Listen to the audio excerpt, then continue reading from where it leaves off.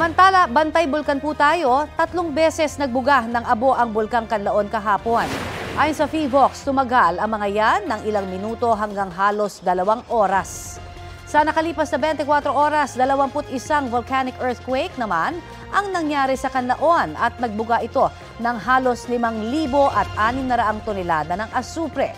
Mga indikasyon daw yan ng magmatic unrest o pananatili sa Alert Level 3 ng Canlaon. Pinaghahanda ng Office of Civil Defense 6 ang mga residente roon dahil posibleng pumutok ulit ang bulkan. Ang Negros Occidental Provincial Government naman, tinitingnang long-term solution ang permanenteng relokasyon sa mga nakatira sa 4-kilometer permanent danger zone ng Canlaon.